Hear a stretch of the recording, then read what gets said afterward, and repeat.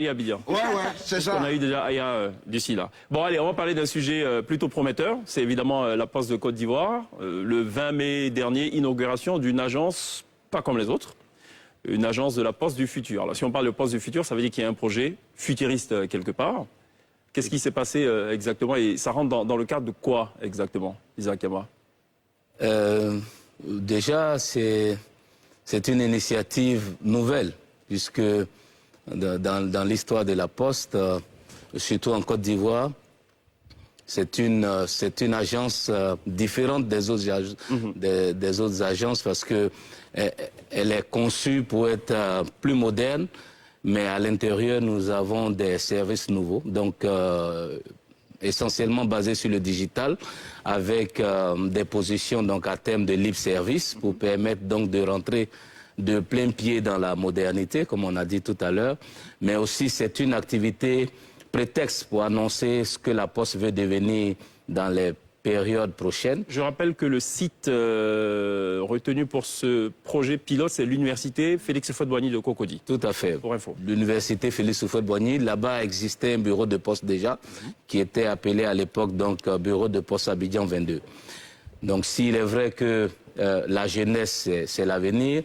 Donc l'idée, c'était d'implanter donc à l'université une agence donc qui allait être le fer de lance de la vision futuriste de la Poste et permettre donc à cette jeunesse-là de profiter des premières solutions innovantes. Donc c'est la première agence. Les prochaines, elles arrivent quand? Alors les prochaines, on va éviter de rentrer dans la sorcellerie des dates, mais il y a une grosse ambition de transformer le réseau postal en un réseau plus moderne. Parce que si vous regardez aujourd'hui, ce sont des agences très défraîchies, des agences c'est peu de le dire. Très défraîchies, vieillottes, ouais, mais aussi qui sont la résultante de cette vision, de le transformer en un bureau moderne, parce que notre ambition, c'est de faire du réseau de la Poste un point de prestation aux citoyens. Donc, plutôt que d'avoir un bureau de poste avec un guichet pour rigoler aussi, où on dit il n'y a pas de monnaie, mais il faut le faire en open space pour permettre aux agents de la Poste d'être en mode conseil client, parce que notre activité a évolué. Absolument. Vous parlez des activités qui ont évolué. Quelles seront les activités qu'on va retrouver, puisqu'on ne sera plus dans la formule, la Poste traditionnelle, pour ainsi dire. Il y a d'autres services additionnels, j'imagine. Donc le métier de la Poste traditionnelle, c'est un métier premièrement de courrier, d'affranchissement, donc paiement de figurines postales, mais qui a évolué vers un service de prestation de services. Donc les premières prestations, c'est de faire en sorte que au bureau de poste, on puisse dénouer des transactions administratives, qu'on puisse dénouer des transactions financières, mais que ce soit aussi un endroit où on a contact avec la chose digitale. Donc, au bureau de poste de l'université, vous avez un cyber multidimensionné pour apporter la chose Internet, mais en même temps une station bibliothèque multimédia pour permettre aux étudiants d'avoir des stations pour des recherches et pour aller sur le monde de l'Internet. Donc, quelque chose qui manquait dans ce bel endroit de savoir, donc que la Poste apporte à la communauté estudiantine. Alors, j'ai vu qu'il y avait aussi la possibilité de faire des transferts d'argent par reconnaissance faciale. Comment ça se passe? Est-ce qu'on arrive, on met notre visage et puis on peut directement transférer de l'argent? Comment ça se présente? Déjà, il faut se souvenir ce qu'on parle de la Poste futuriste. Donc, on était très vieillot avec une solution de transfert d'argent mandat classique, donc où le client avait donc un mot de passe ou un code à communiquer. Donc, alors, on a juste rattaché à cette solution traditionnelle-là donc une technologie qui permet plutôt que de donner un mot de passe ou bien un code, mais que le mot de passe soit votre visage. Donc, c'est quelque chose d'inédit et quelque chose de formidable qui a été développé par une entreprise partenaire. C'est aussi ça la nouvelle vision de la Poste, faire des alliances ou du partenariat pour qu'on puisse donc apporter de la nouveauté. Vous parlez de vision depuis, on a parlé de l'inauguration de la première agence. C'est une bonne initiative, très belle initiative. La Côte d'Ivoire ne se limitant pas à la seule université de Cocody. On imagine que c'est un projet qui va s'étendre à l'ensemble du pays, mais ça demande beaucoup d'argent. On parle d'une vingtaine de milliards.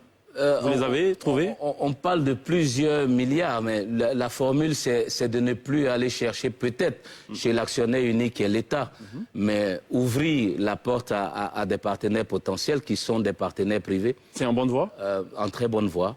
Si vous regardez le bureau de poste du futur, au-delà du bâtiment qui a été donc construit par l'État de Côte d'Ivoire, l'ensemble de toute l'infrastructure qui y est déployée a été déployée avec des partenaires privés. Sûrement, vous avez fait appel aux architectes.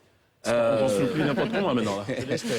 Mais on pourra confirmer, un bâtiment de cette envergure ne sort pas de terre sans l'approbation du ministère en charge et avec les autorisations y afférentes. Ça vous rassure, Joseph Amon? La preuve, le ministre en charge de la construction était à la cérémonie d'inauguration, en sa qualité d'ancien ministre de la Poste, mais aussi en sa qualité de ministre de la Construction pour regarder le bel ouvrage. Ça vous rassure?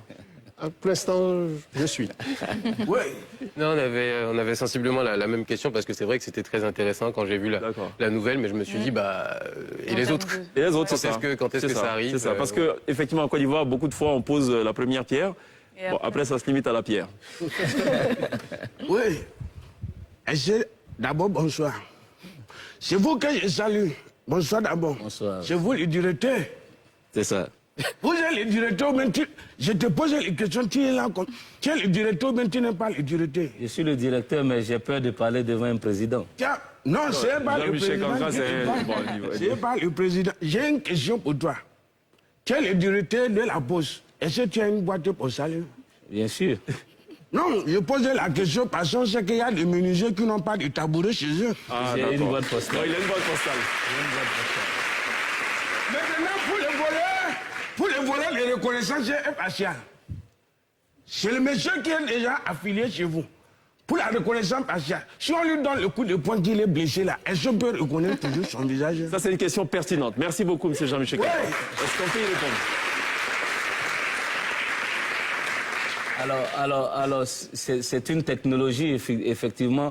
Quand il a un coup de poing dans le visage, ça va certainement donner un petit bleu ou bien une enflure. Généralement, c'est noir et gros. Une enflure, mais la technologie permet d'avoir donc la reconnaissance par plusieurs calculs. Donc la distance entre les yeux et le nez, entre le nez et le front. Donc il y a toute une combinaison qui permet, au-delà de ce qui peut se passer, de savoir que c'est la personne appropriée. Donc c'est un robot qui le calcule, c'est pas un homme, et donc ça, il n'y a pas de problème. Bon, c'est rassurant. Donc, visage tuméfié et tout, il n'y a pas de problème, il y aura reconnaissance. Très bien.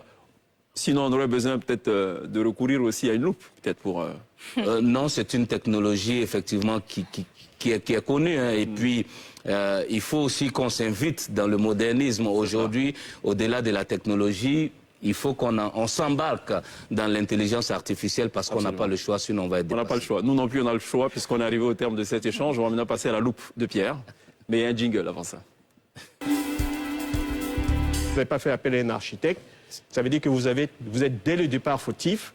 Et à ce moment-là, vous endossez toute la responsabilité qui va en découler. Le citoyen Isaac Yamba, ça vous sied, cette mesure?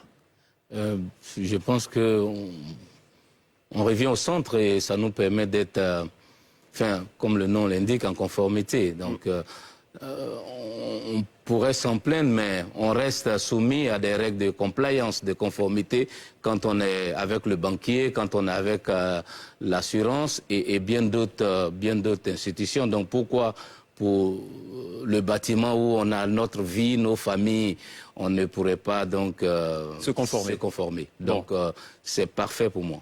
Vous avez lu dans ma thèse, vous avez parlé de banque tout à l'heure.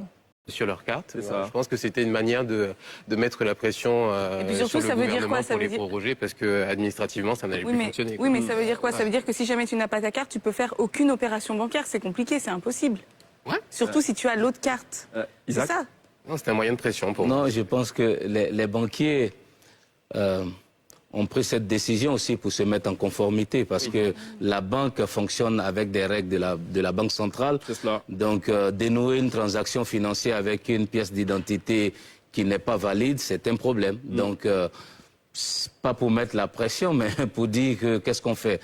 Donc, solution a été trouvée de proroger et de mettre la pression pour que les résultats puissent être probants au plus vite. Vous avez parlé de solution. Monsieur Solution est là, donc bon. Voilà. Je ne sais pas si c'est un placement de produit, mais bon. 2 jours maximum. 2 jours maximum. Bon, ça, on attend de voir.